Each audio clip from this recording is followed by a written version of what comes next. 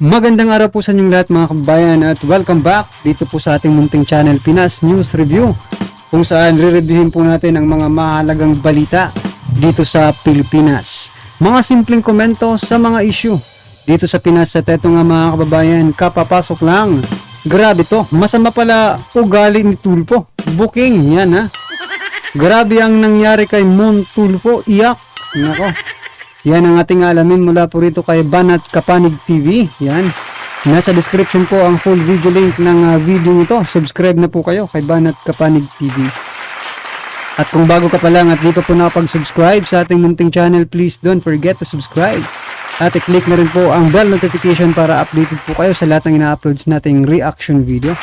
At ito na nga mga kababayan, sama-sama at sabay-sabay po natin pakinggan, panoorin at bigyan ng reaksyon ang video ito. Ito na po. Pag-uusapan natin ngayon, ito po, no? Yung pong naglabas po ngayon, hindi po nilalabas yung sa nagpa-interview po itong taga-Okta Search. Nakakadalawa na po itong Okta Search, na nauuna po yung press release nila bago nila mailabas yung kung ano yung survey, no? Nagpahayag po to sa isang TV show, no? Yung hindi ko alam kung anong papel nito sa isang ano. Ito pong One News PH ang may pamagat po, Senator Raffy emerged as winner versus Sara in 3 surveys. At tinatambakan daw po ni Raffy Tulfo. Yung 3 surveys na yun, hindi po nila nilalabas. Ngayon po nila nilabas. Ngayon po nila nilabas yung resulta. Pagkatapos po nitong kontrobersya na may manifesto na po yung mga sundalo laban dito kay Senator Raffy Tulfo, no? Nakakadalawa na po itong Okta Search.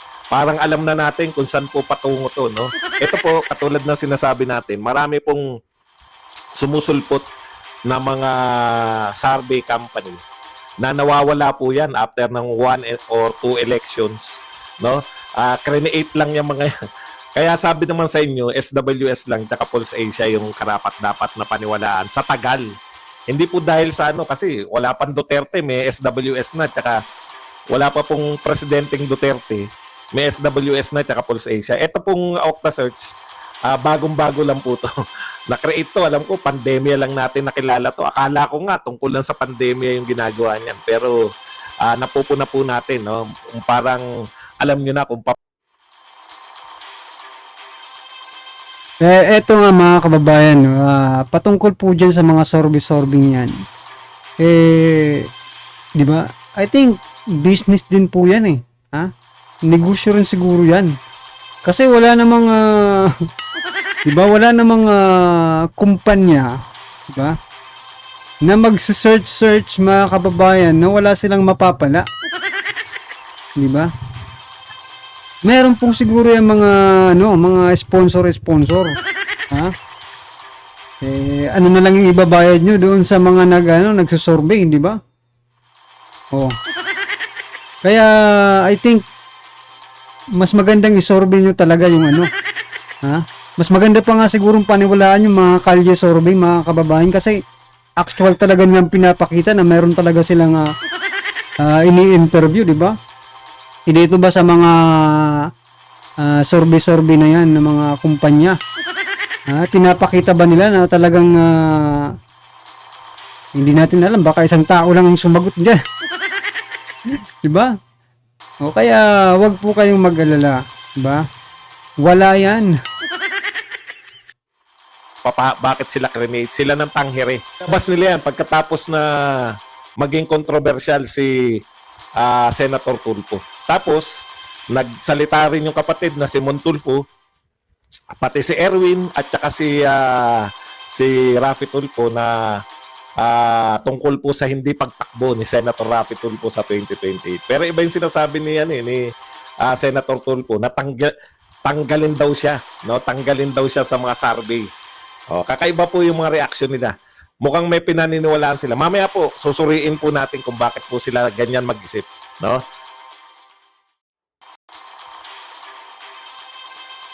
Yan nga po baka mga kababayan, no, ginagaya lang yung style ng mga Duterte, no, nitong si Senator Raffy Tulfo. Na kunwari hindi tatakbo pero tatakbo pala, no?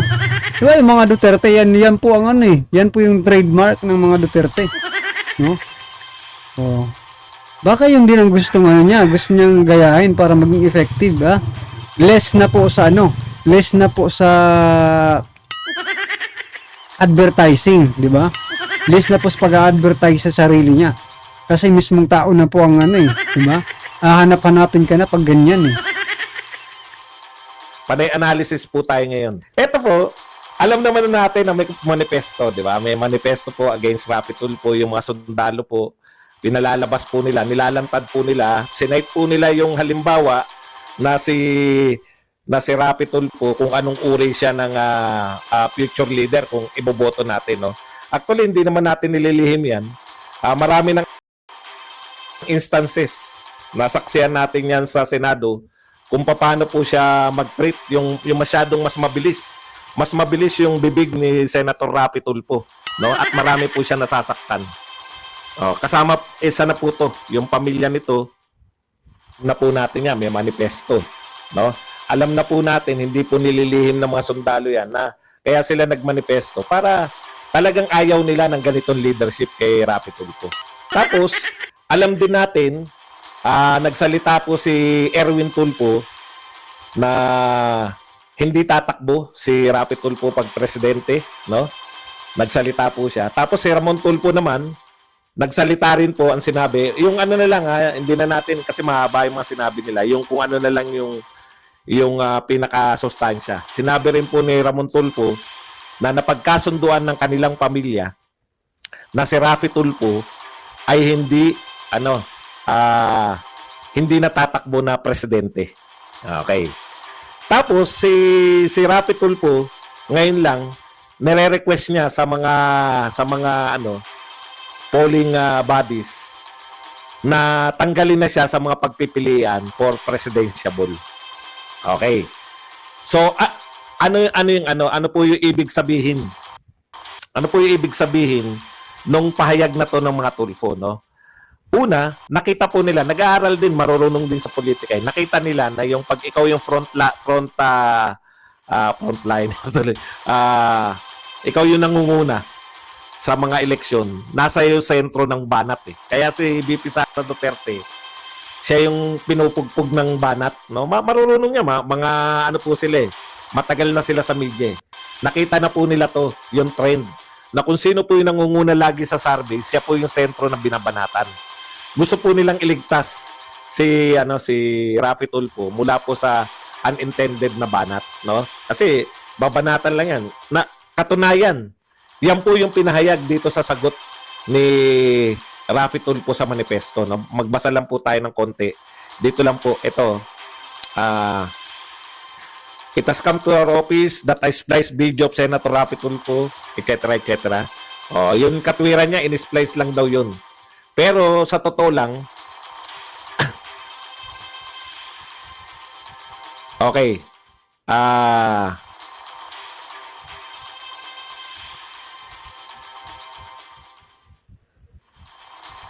Meron kasi sinasabi dito na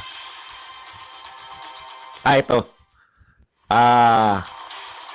The video involves a deceased member yan. The said old video suspiciously came out after the release of surveys for the 2028 presidential election, which afterwards was followed by a manifesto of criticizing Senator Tulfo's treatment of men in uniform assigned by retired soldiers. Okay.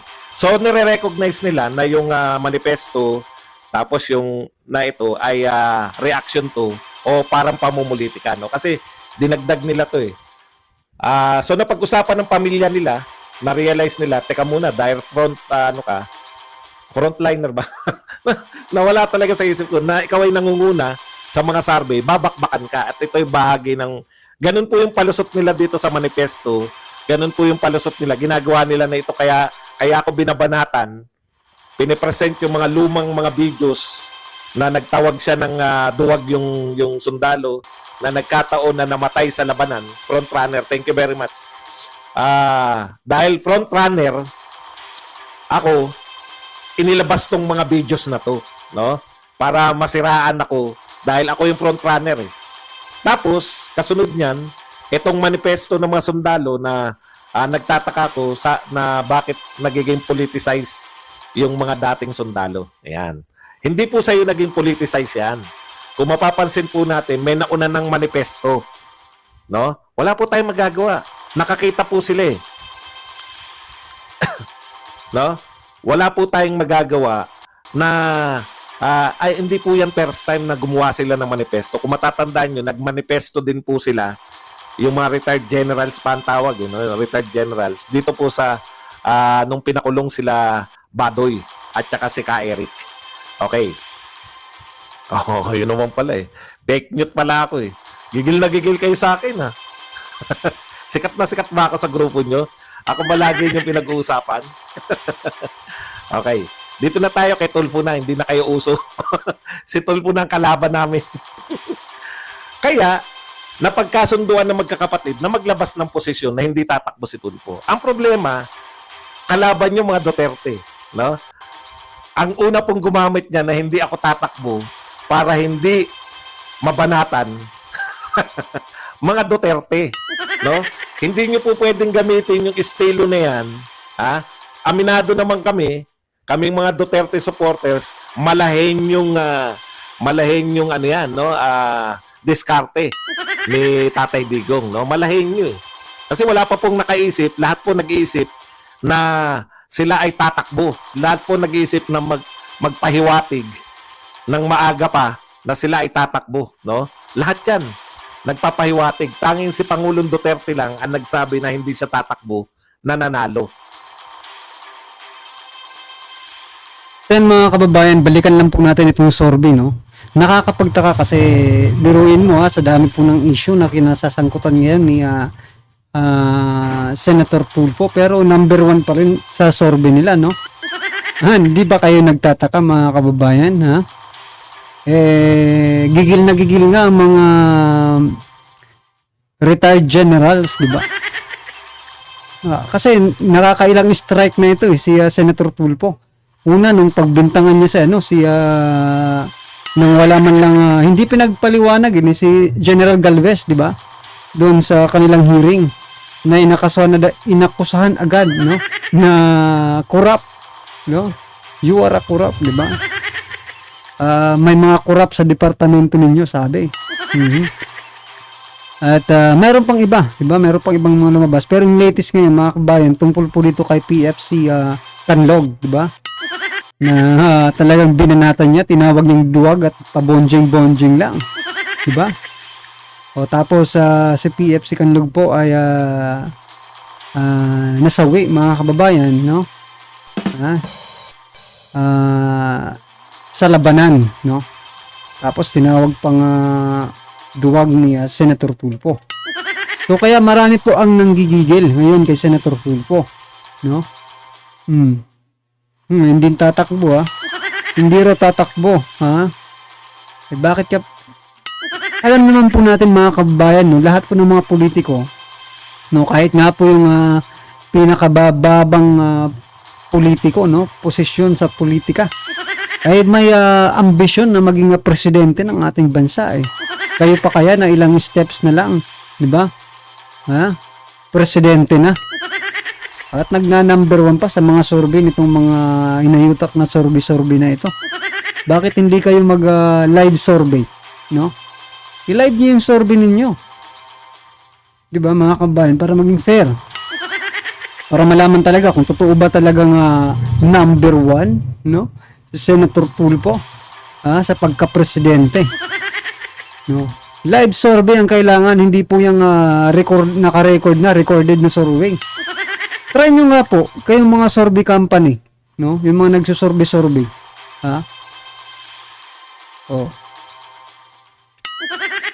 Mag-live kayo, live survey. Talagang interview. Mula Luzon hanggang Mindanao. Interviewin nyo, kahit ilang 1,000 lang. Bawat city, di ba? Marami kasing maraming mga factors pa, di ba mga kababayan? So, ang pinupoint ko lang dito mga kababayan, no, bakit sila naglabas ng Bakit nila ngayon lang nilabas itong survey na ito, no? Na unbelievable, diba? Siguro ko itong survey ito ginawa pa last year. Ngayon lang pinakita, no? Parang panakip butas mga kababayan, no? Para palaging magte-trending. Well, anyway mga kababayan, lahat naman tayo may kanya-kanyang opinion at reaksyon. I-comment na lang po sa baba ang inyong opinion para at least alam po ng ating mga kababayan kung ano po ang inyong nararamdaman patungkol po sa video nito, right? Kung bago ka pa lang at di pa po nakapag-subscribe sa ating munting channel, please don't forget to subscribe. At i-click na rin po ang bell notification para updated po kayo sa lahat ng ina-uploads nating reaction video. Yan, maraming salamat po.